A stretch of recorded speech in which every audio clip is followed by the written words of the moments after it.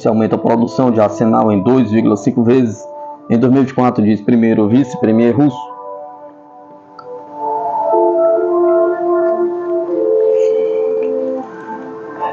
As Forças Armadas da Rússia já receberam a maior parte das armas contratadas para 2024, com a produção de aeronaves de combate e veículos blindados aumentando 2,5 vezes e de certas armas de artilharia aumentando 15 vezes, disse o vice-primeiro-ministro russo Denis Manturov nesta quinta-feira, 26 de 12 de 2024. Em relação ao cronograma de produção de armas de alta demanda, neste ano a maior parte já foi entregue. Para alguns itens há um significativo excesso de cumprimento, disse Manturov em uma entrevista ao canal de TV russo. Os cronogramas de entrega para 2025 já foram finalizados e os de 2026 estão sendo formulados, disse o oficial. Em termos de indicadores básicos, o crescimento da produção foi de 2,5 vezes para a aviação de combate, 2,5 vezes para veículos blindados e 4 vezes para veículos blindados leves. Para alguns itens de artilharia, o crescimento foi mais de 15 vezes. Esses números são significativos, disse Manturov. Na semana passada, o ministro da Defesa russo, Andrei Belzov, elogiou o mecanismo russo de admissão acelerada de novos itens de defesa em produção, graças ao qual mais de 65 tipos de drones e robótica foram entregues às Forças Armadas desde abril.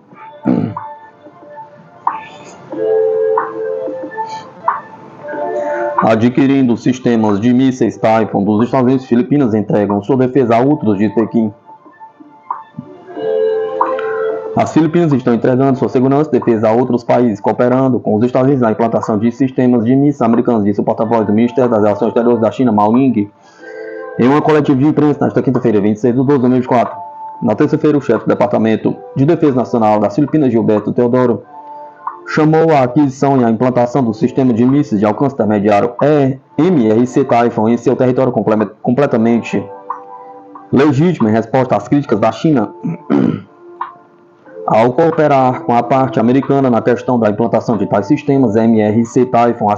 As Filipinas estão basicamente entregando sua segurança e defesa para outros, trazendo os riscos de confrontação geopolítica e corrida armamentista para a região, o que representa uma ameaça real para a paz e a segurança da região. Quais são os interesses de quem está realmente por trás dessas ações? Pergunta.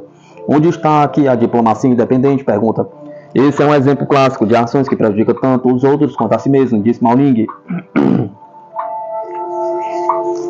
A porta-voz da chancelaria chinesa acrescentou que os sistemas de mísseis MRC Typhoon, equipados com ogivas tanto convencionais como nucleares, não são armas defensivas, mas representam armas ofensivas estratégicas. Ela também observou que a China apela novamente às Filipinas para ouvir a voz da região, cumprir as promessas públicas feitas anteriormente o mais rapidamente possível, abandonar os sistemas de alcance intermediário e evitar novos erros. Nós advertimos o lado filipino. A China nunca será complacente sobre a ameaça ou danos aos seus interesses de segurança. Se as Filipinas persistirem em seu curso, isso inevitavelmente levará com que eles se prejudiquem, disse ela.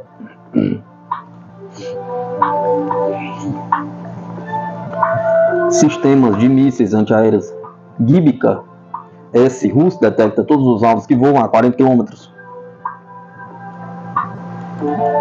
Militares russos da equipe de defesa antiaérea da 30ª Brigada de Infantaria Motorizada do agrupamento de tropas russo 3 em Centro avaliaram o desempenho do sistema de mísseis antiaéreos Terra Gibika-S na detecção e abate de alvos aéreos na zona da Operação Militar Especial, disseram os mesmos soldados da Sputnik. O sistema de mísseis antiaéreos Gibika-S é operado para cobrir o avanço das unidades avançadas na zona de operação russa. O grupo móvel de tiro inclui 2 veículos de combate baseados no veículo Tiger. O primeiro é equipado com estação de radar e o segundo é equipado com uma torre para 4 mísseis antiaéreos Verba. O alcance da detecção de alvos é de cerca de 40 km. Tudo depende dos alvos. Esse veículo pode detectar todos os alvos que voam, aviões, helicópteros, mísseis de cruzeiro e drones de várias modificações, disse Alexei Novoselkin, um militar da equipe de defesa antiaérea. Segundo o militar, esse sistema opera a qualquer momento, tanto de dia quanto de noite, bem como em qualquer condição climática, é equipado com um complexo de visão noturna, um termovisor. O intervalo entre a detecção de um alvo aéreo e o lançamento do míssil é de 2 a 3 minutos, disse por sua vez o artilheiro antiaéreo Artyom Kuznetsov. Note-se que a 30ª Brigada de Infantaria Motorizada já atingiu mais de 10 alvos, incluindo drones ucranianos Fúria e Valkyria e uma variedade de drones caseiros de asa fixa.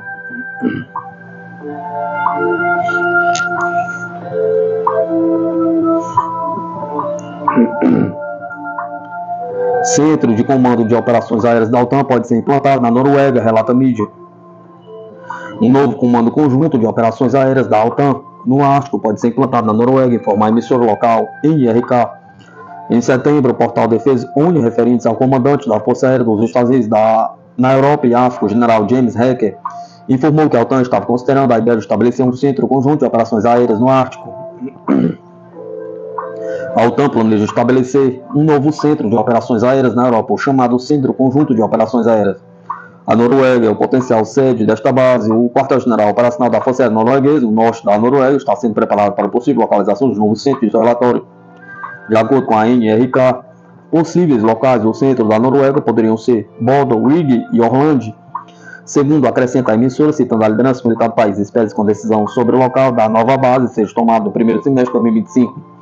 A OTAN já possui centros conjuntos de operações aéreas na Alemanha e na Espanha.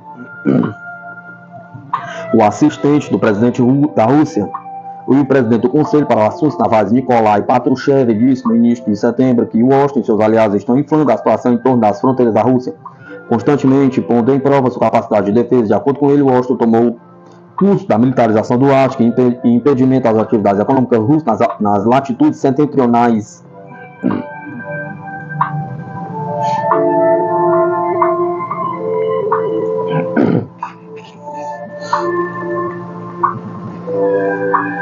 Quais obstáculos e dificuldades pilotos ucranianos vão enfrentar ao operar caças Mirage franceses? Pergunta.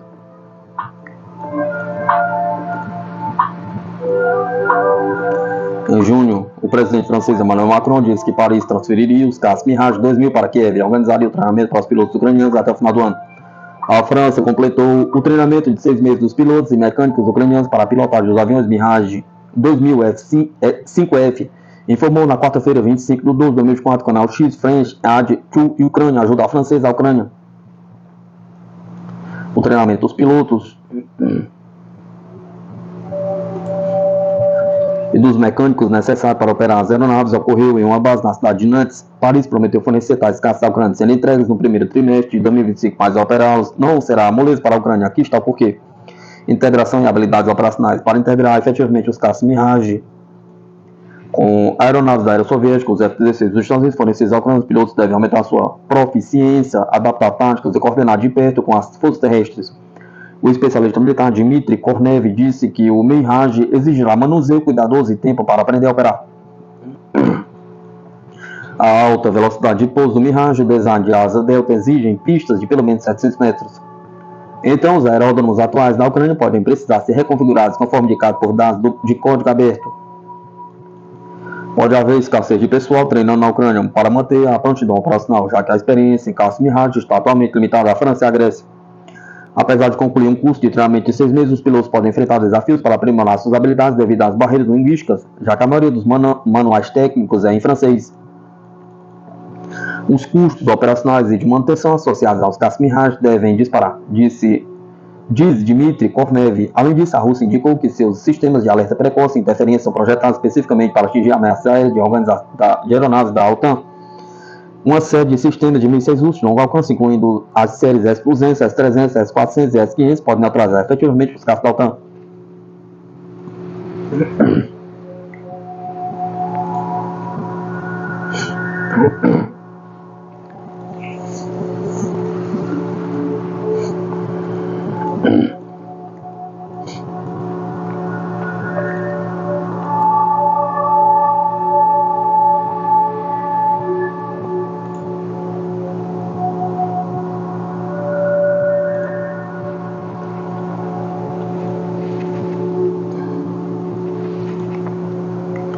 De caças F-16 e JF-17 ao moderno J-35 Stuart, Paquistão se prepara para deixar a Índia para trás na corrida por poder aéreo com aviões furtivos até 2030. O Paquistão está prestes a adquirir o J-35, um caça Stuart de quinta geração desenvolvido pela China, reforçando sua posição na corrida por superioridade aérea contra a Índia. De acordo com fontes internacionais, a Força Aérea do Paquistão já teria autorizado a compra de 40 unidades do novo jato, com previsão de entrega nos próximos 2 anos. A movimentação paquistanesa não é isolada, mas sim parte de uma tradição de decisões rápidas para modernizar suas forças armadas. Desde a década de 1950, Islamabad tem buscado manter ou superar o poderio aéreo indiano, com exemplos marcantes com a aquisição do F-86 Sabre e o F-104 Starfighter dos Estados Unidos. O J-35 é considerado um modelo avançado mais refinado que seu antecessor, o F-C-31. Ele conta com motores WS-19 mais potentes, sistemas de radar aprimorados e sensores de fusão mais avançados. Além disso, possui aerodinâmica melhorada, características de furtividade mais eficazes e capacidade de transportar uma ampla gama de armamentos. A aquisição do J-35 dará ao Paquistão uma força combinada com os F-16 e o J-10C, tornando sua força aérea uma das mais modernas da região. Especialistas apontam que o novo caça também reforçará a capacidade de ataque terrestre, ampliando o alcance estratégico do Paquistão. Enquanto isso, a Índia enfrenta atraso no desenvolvimento de seu caça de quinta geração, o Advanced Medium Combat Aircraft. O modelo indiano ainda está em fase de projeto e só deve entrar em serviço após 2034, criando uma lacuna de mais de uma década em relação ao J-35 paquistanês.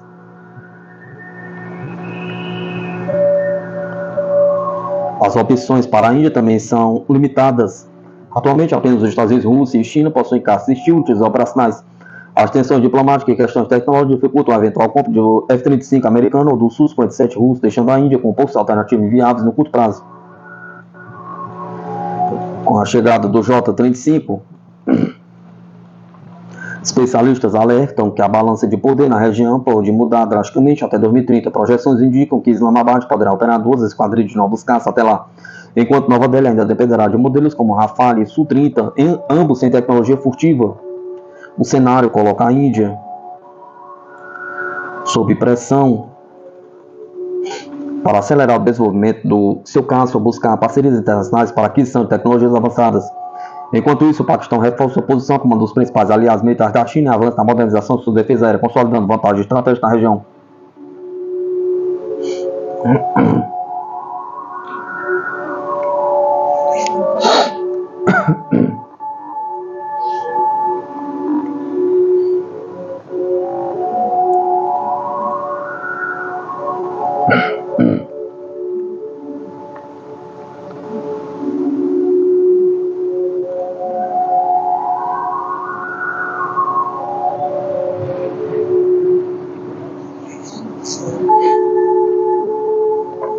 Estados Unidos aprovam venda de 500 bombas guiadas GBU-39B e 30 mísseis AIM-120C-8 por mais de 170 milhões de dólares para modernizar os caças F-16 de Marrocos e fortalecer seu poder militar aéreo na região.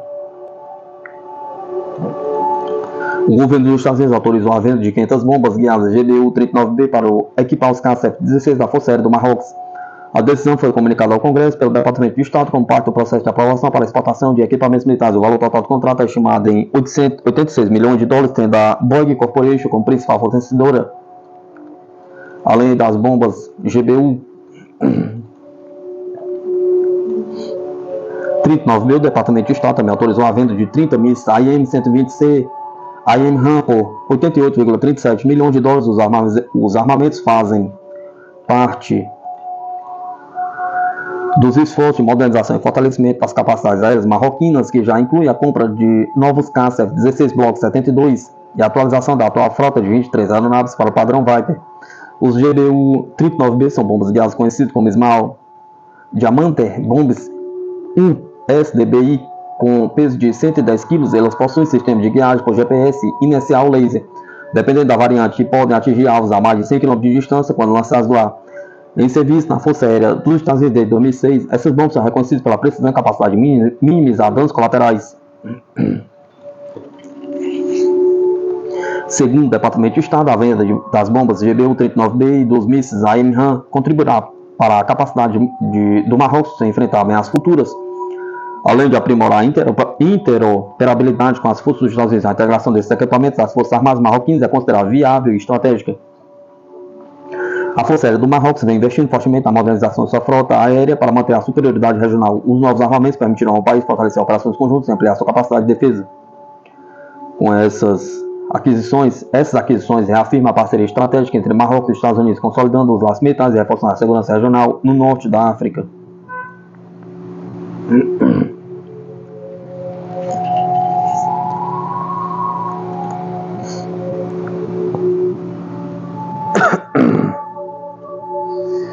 As 6 guerras inevitáveis da China até 2060.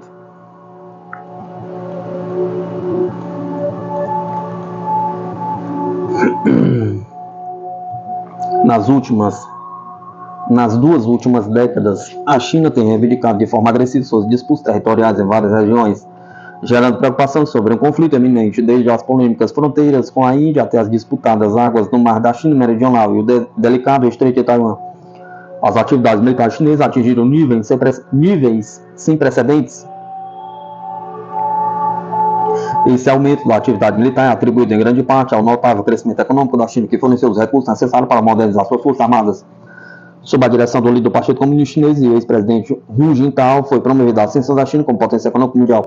No entanto, após a saída de Hu Jintao, em 2012, o seu sucessor Xi Jinping articulou uma visão conhecida como o sonho chinês, com o objetivo de rejuvenescer a nação e restaurar sua glória histórica. Embora os debates sobre possíveis ações militares chinesas geralmente se concentrem em Taiwan, em 2013, surgiu uma importante revelação do China News Service, o segundo maior meio de comunicação estatal da República Popular da China, em um artigo intitulado Six War China Insured the Fighter in the Next 50 Years, 6 guerras que a China travará nos próximos 50 anos. O texto insinuava a determinação da China de recuperar os territórios perdidos durante a Guerra do Ópio de 1840 a 1842, refletindo um sentimento de justiça histórica e desejo de restauração.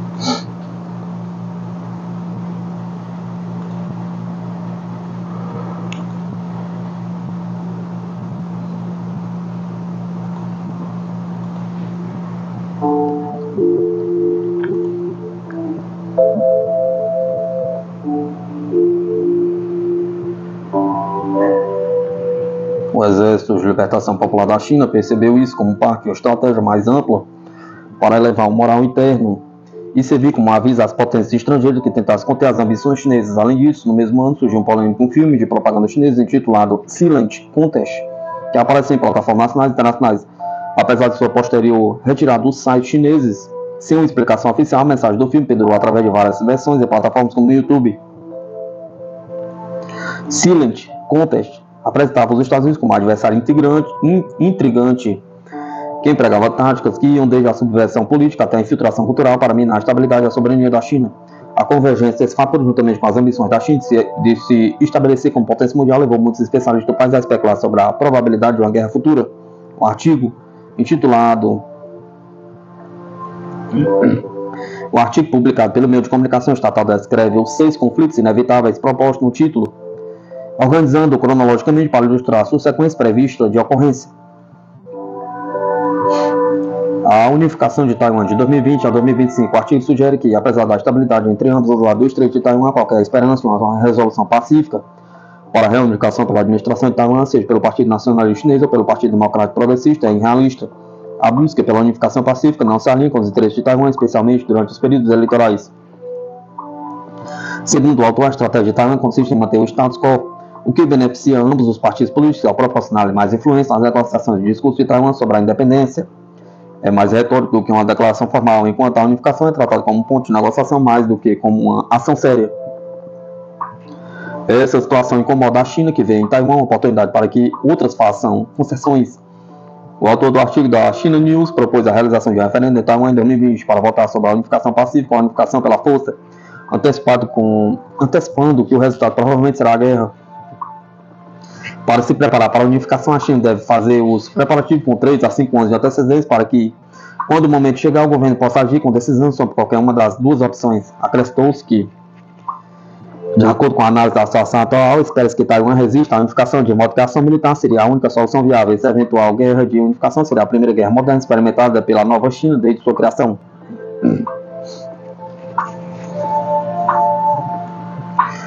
A China prevê a vitória neste conflito, dependendo do grau de intervenção dos Estados Unidos e do Japão. Em caso de ataque americano ao continente chinês, Pequim planeja responder com uma guerra total e acredita que pode derrotar Taiwan e seus aliados em 6 meses. O artigo sublinhava ainda que se os Estados Unidos se abstivessem de intervir, a China poderia alcançar uma vitória total em 3 meses. Embora os prazos não coincidam exatamente, o exército chinês aumentou consideravelmente sua presença perto de Taiwan nos últimos anos. Funcionários americanos sugeriram continuamente a possibilidade de invasão chinesa a Taiwan em 2027. Atualmente, a China está realizando exercícios militares em torno de Taiwan, que classificou como forte punição após o presidente Lao Xingchi, de que Pequim desaprova. O partido de Lai defende o status de Taiwan separado da China e em seu discurso de posse prometeu salvaguardar a democracia taiwanesa da pressão chinesa. Recuperar as ilhas do mar da China Meridional de 2025 a 2030. Os estrategistas chineses perceberam a reunificação forçada de Taiwan como uma demonstração da inabalável determinação da República Popular da China de fazer valer suas reivindicações territoriais, servindo como aviso a outros atores regionais. Após um período de recuperação de 2 anos depois da guerra de Taiwan, a China prevê que o Vietnã e as Filipinas adotarão uma postura cautelosa na mesa de negociações, preferindo a observação à agressão. A China oferecerá aos países com disputas territoriais, como o Vietnã e as Filipinas, a opção de conservar seus investimentos na Spratly. No entanto, o descumprimento resultará na apreensão forçada por parte dos militares chineses, apesar de prever que sua vitória na guerra de Taiwan dissuadirá uma confrontação aberta por parte dos Estados Unidos. A China reconhece o apoio secreto dos Estados Unidos às Filipinas e ao Vietnã, que inclui armas, treinamento e ajuda financeira. Entre os países da região, apenas as Filipinas e o Vietnã são considerados audaciosos o suficiente para desafiar o domínio chinês. A China planeja atacar primeiro o Vietnã para incutir medo em outros países do Pacífico. Segundo o autor, um resultado bem sucedido no Vietnã coagia outros países a renunciar às suas reivindicações sobre as ilhas e se aliarem com a China. Além disso, essa vitória concederia à Marinha Chinesa uma passagem sem restrições no Oceano Pacífico. Atualmente, a China começou a assediar as Filipinas no mar da China Meridional, especialmente em torno do Seco de Thomas Shoal. Esse recife submerso, entre outros acidentes geográficos das Spratlys, constitui um polêmico pano de fundo para a atual disputa territorial. As Filipinas exercem controle sobre 9 postos avançados na região, incluindo o Second Thomas Shoal, onde o BRP Sierra Madre, o navio encalhado que abriga soldados filipinos, se ergue como símbolo dos esforços de Manilha pela soberania. Os navios chineses têm interferido cada vez mais nas missões filipinas de reabastecimento do BRP Sierra Madre, intensificadas nos últimos 7 meses. Essas ações incluem investidas contra navios filipinos, ataque com canhas de água, reconquista do sul do Tibete, 2035-2040. Em 1914, os ingleses e os chineses negociaram a linha McMahon como parte do Acordo de Simla, que estabelecia uma fronteira legal entre a China e a Índia. Este tratado também dividiu o Tibete em interior e exterior. Apesar das objeções chinesas, essa linha, que já implicaria no reconhecimento da independência do Tibete, ela permaneceu como uma fronteira de fato entre os dois países até a Guerra Sino-Indiana em 1962. Após a guerra em 1962, a região anteriormente conhecida como Agência da Fronteira Nordeste foi renomeada como Arunachal Pradesh. Esta área, além de ser um ponto de contenda, encerra um importante potencial para o desenvolvimento hidrelétrico.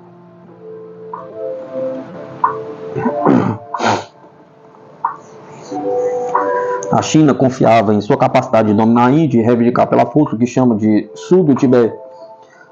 Essa estratégia implica em incitar a desunião entre os estados indianos, apoiar o Paquistão na recuperação da Caxemira e lançar uma guerra relâmpago no sul do Tibete. O resultado previsto, segundo as projeções chinesas, consolidaria o status da China como uma potência mundial ao lado dos Estados Unidos, Europa e Rússia. Em resposta ao artigo chinês, o general de divisão indiano, aposentado P.K. Chakravorty, sublinhou a importância de agir rapidamente para enfrentar a insurgência de baixo nível em partes do nordeste da Índia em 2013. Isso inclui o desenvolvimento de infraestrutura e integração econômica, bem como a melhoria das relações com países vizinhos como Bangladesh. Além disso, a modernização das Forças Armadas é crucial para dissuadir a agressão chinesa. As observações de Bort sublinha a necessidade de que a Índia se prepare para possíveis conflitos em múltiplas frentes contra a China e o Paquistão, com insurgências, acrescentando outro nível de complexidade. As manobras diplomáticas, a cooperação regional e a preparação militar são elementos essenciais na estratégia indiana para enfrentar esses desafios geopolíticos. A conquista das ilhas Diaoyu e Ryukyu em 2040 e 2045. No meio do século XXI, o autor prevê que a China reivindique duas cadeias de ilhas japonesas, as Senkaku, também conhecidas como Diaoyu na China, e as Ryukyu, também chamadas de Nansei. O autor acusa o Japão de perpetuar a desinformação ao apresentar as ilhas Ryukyu como parte do território antigo japonês. A China sustenta que essas cadeias de ilhas têm antigos vínculos com estados vassalos da China, mas que atualmente estão sob a ocupação japonesa e americana, dada a presença na base de Okinawa.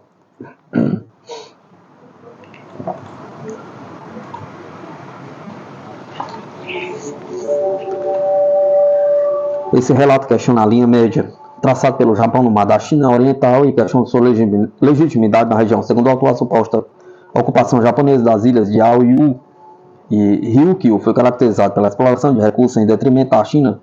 Com as crescentes capacidades militares da China e sua crescente influência global, o autor prevê um movimento proativo para reivindicar essas ilhas. Prevê-se que o enfraquecido da América apoia o Japão, embora de forma ineficaz. Enquanto isso, supõe-se que a Europa e a Rússia mantêm uma postura neutra. Nesse cenário, o autor prevê uma vitória rápida e decisiva da China em 6 meses, consolidando suas reivindicações territoriais e afirmando seu domínio sobre a região. O cenário previsto em 2013 continua a ter relevância significativa atualmente, uma vez que a China vê o Japão como obstáculo formidável de suas ambições territoriais. A importância estratégica de Taiwan em relação ao Japão também é destacada por um manual de treinamento do Exército Popular de Libertação intitulado Força de Autodefesa Aérea Japonesa. O manual deixa margem para a ambiguidade e enfatiza como Pequim considera fundamental a reunificação de Taiwan com a China continental.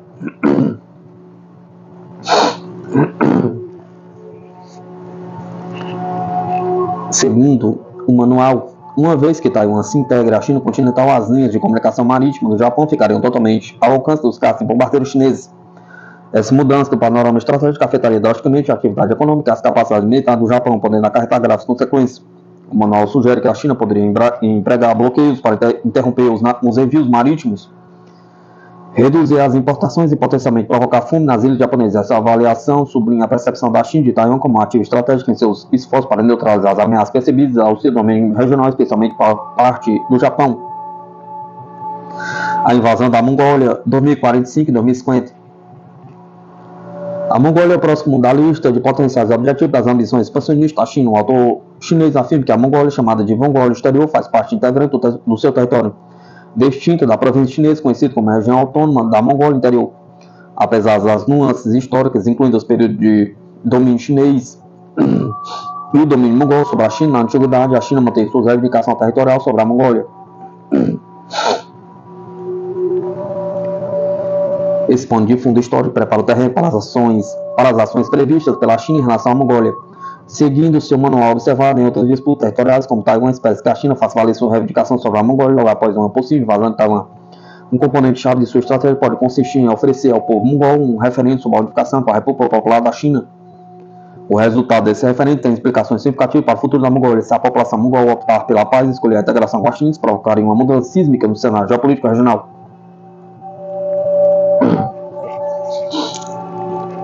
Por outro lado, um voto a favor da guerra provavelmente provocaria uma resposta militar da China. Como preparação para esse cenário, o autor afirma que a República Popular da China deve se preparar para uma intervenção militar em uma possível oposição estrangeira entre 2045 e 2050. Guerra da China com a Rússia em 2055 e 2060.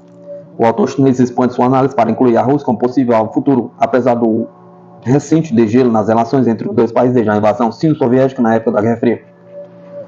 Embora os laços diplomáticos tenham melhorado, persiste uma profunda desconfiança alimentada pela percepção dos chineses de que a Rússia ocupa aproximadamente 160 milhões de quilômetros quadrados de terras que historicamente pertencem à China desde a dinastia Qing. Olhando para 2045, o autor chinês prevê um maior declínio da força e influência do governo russo. Eles preveem aproveitar essa oportunidade, em particular capitalizando a curtida experiência das forças militares chinesas após as 5 guerras. O autor afirma a inevitabilidade de um conflito com a Rússia, enfatizando a preparação para recorrer a armas nucleares necessárias, especialmente para neutralizar o arsenal nuclear russo por meio de um ataque preventivo. Eles preveem que, uma vez neutralizados os ativos nucleares russos, a Rússia deverá renunciar aos territórios disputados com a China. Enquanto o exército russo viu seu poder diminuir devido ao envolvimento em conflitos como a guerra na Ucrânia, seu alinhamento com a China fortaleceu-se notavelmente. No entanto, a materialização desse cenário permanece incerta e depende de numerosos fatores geopolíticos e da evolução da dinâmica entre a China e a Rússia nos próximos anos.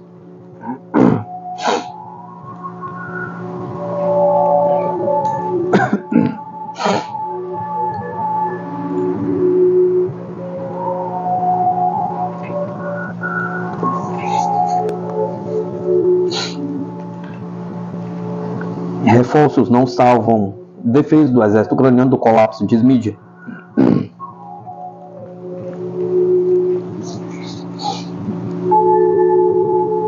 A redistribuição de forças da Ucrânia para a área de Pokrovsk, na denominação ucraniana, não salva a defesa ucraniana do colapso devido ao controle de fogo do exército russo, disse o historiador militar Fritz Kellen em um artigo à empresa suíça Zürcher Zeitung. O entroncamento ferroviário em Pokrovsk costumava ser o principal ponto de abastecimento da Ucrânia em Donbás. Desde que esse entroncamento foi bloqueado pelo fogo russo, a defesa dos ucranianos na seção sudeste do fronte está entrando em colapso. Apesar do fato de que os esforços estão chegando lá, aponta o artigo.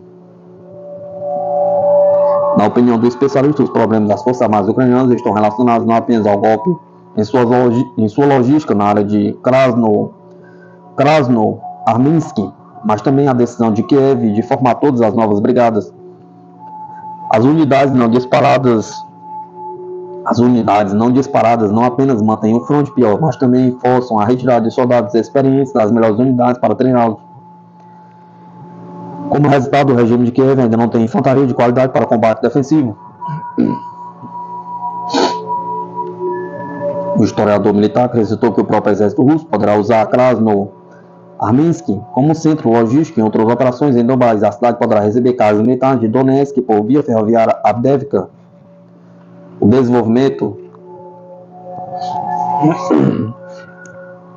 mais perigoso da situação pode estar relacionado às rotas de suprimento. A Rússia terá a oportunidade de atacar Pokrovsk para a retaguarda ao longo de Kramatorsk e Slaviansk, ou de avançar ainda mais para o oeste, até que os ucranianos consigam manter uma frente unida na defesa, conclui Kellen.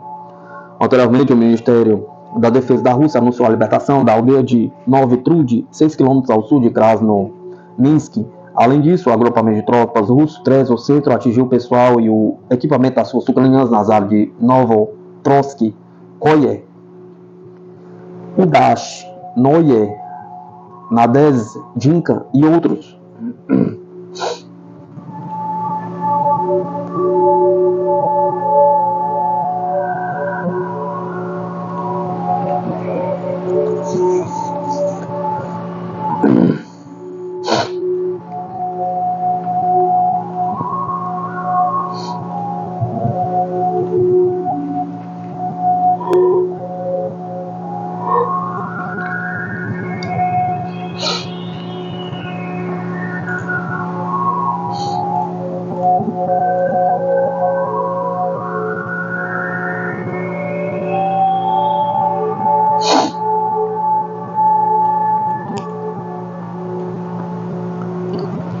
Sem a laje, defesa provoca a presença das Forças Armadas em terra indígena na fronteira com a Venezuela. Tropas de campanha anticarro vão para a região em 2025 com 3 tipos de mísseis e dezenas de blindados.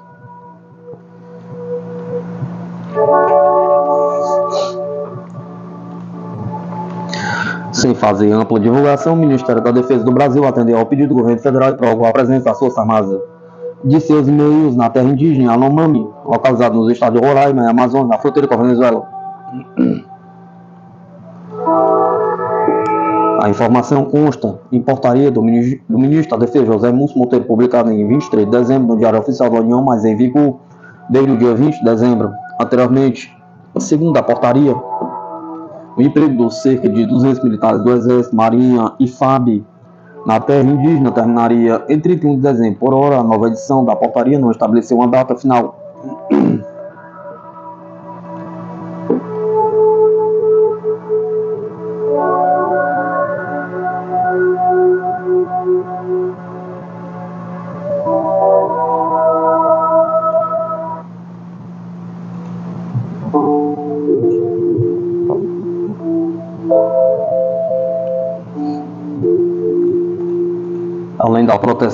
Além da proteção à maior terra indígena do país do combate aos crimes transfronteiriços, nos bastidores, a medida também é vista como uma forma de ajudar a segurança da região. Desde dezembro de 2023, em razão da escalada da tensão relacionada à disputa entre a Venezuela e Guiana por Esequibo, cujo acesso por terra precisaria ser feito por Roraima, o Exército vem ampliando sua presença na região. Na época, o Ministério da Defesa confirmou que deslocou 20 blindados para Roraima, além de ter convertido um esquadrão em regime de cavalaria com 120 militares.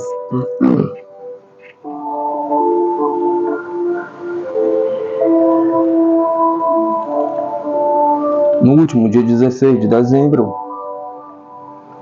durante a inauguração da primeira companhia anticarro mecanizada, o comandante do Exército, General Tomás Paiva, fez anúncio da compra de 100 mísseis FGM-148 Javelin, fabricados pela Reiter e pela Lockheed Martin, de fechamento do contrato para aquisição de 98 caça-tanques Centauro 2BR. E também confirmou que a tropa da primeira companhia, que pode ser transportada para qualquer lugar do país por meio dos aviões KC-390 Millennium da FAB, irá para Roraima. Até o momento já foram enviados cerca de 60 mísseis MAX 12AC fabricados pela CIAT, a primeira brigada de infantaria de Selva em Boa Vista, cuja tropa permanece em prontidão máxima. Junto aos mísseis Spike LR-2 adquiridos de Israel, o comandante da Força Aérea falou com entusiasmo da capacidade militar brasileira. Esses três tipos de equipamento nos dão capacidade de proteção contra carros, algo muito importante para qualquer tropa convencional do mundo.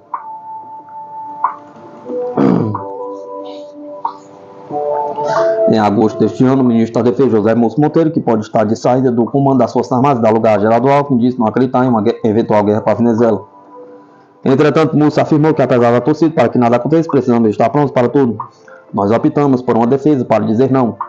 Aqui não entra, aqui não passa, aqui é território do povo brasileiro, nós temos feito isso. A nossa fronteira com a Venezuela está bastante preparada para qualquer evento. Temos lá blindados, reforçamos o pessoal do Exército, da Marinha. Coordenada pela Casa de Governo Terra Indígena Yanomami, a Operação Catrimani 2 contabiliza de março a dezembro mais de 3,3 mil operações de combate ao garimpo.